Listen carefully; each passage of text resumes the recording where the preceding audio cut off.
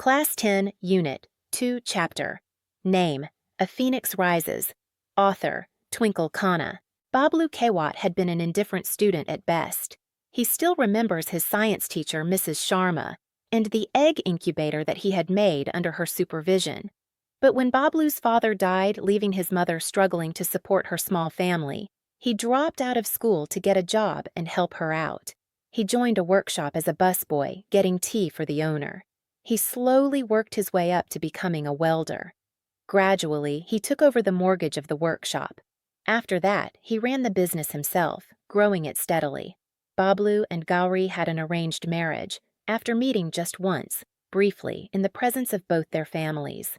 One morning, Bablu's mother and younger sister, Shalu, were drinking tea. Looking for his wife, Bablu sauntered out to the back porch. He saw Gauri walking hurriedly towards the bathroom, holding a rag in her hand. He came to know from her that women used rags instead of sanitary napkins. That evening, on his way back from the workshop, Bablu decided to surprise Gauri with a gift. He went to a small store. The storekeeper quickly wrapped the napkin pack in an old newspaper. Bablu was startled at the exorbitant price, but dutifully paid him 40 rupees. He unwrapped the packet and examined the pad. It seemed to be just plain cotton wrapped in a gauze sheet.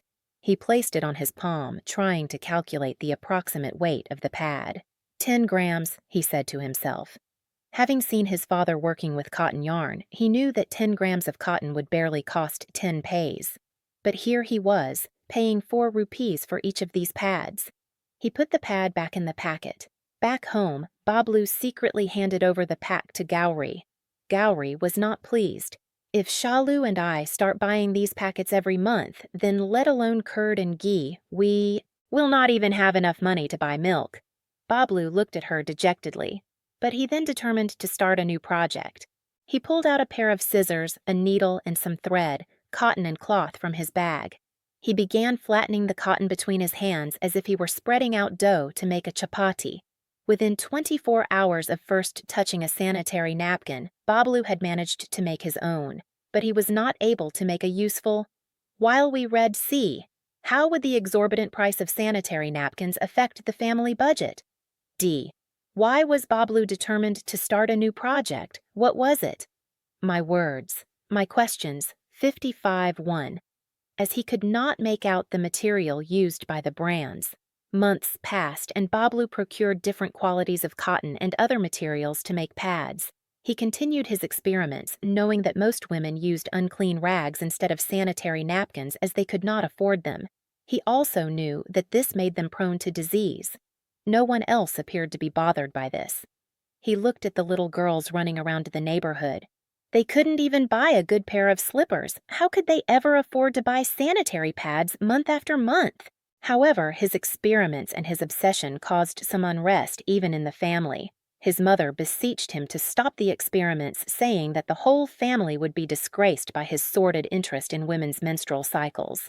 The news was gradually spreading in the village, and the villagers entangled the whole family in a mesh of coarse whispers and rude glances. Bablu was gloomy for a while at the thought of stopping his experiments, but he devised an idea to conduct experiments on himself rather than others. With the help of a friend, he collected some blood. Using a rubber tube, he experimented with the napkins himself. One day, Lata, his neighbor Parul's daughter, happened to see this. The next day, all kinds of rumors spread over the small town. Unable to bear the humiliation, Bablu's wife left him. She said she would only return when he gave up his madness. His mother, too, followed suit. He had lost his wife, his family, his friends, and money that he could not afford to waste, all in pursuit of the sanitary pad project. Bablu was a simple welder whose life had been ripped apart, and all because he had wanted to give Gauri a gift for all the poor women in the village and outside it.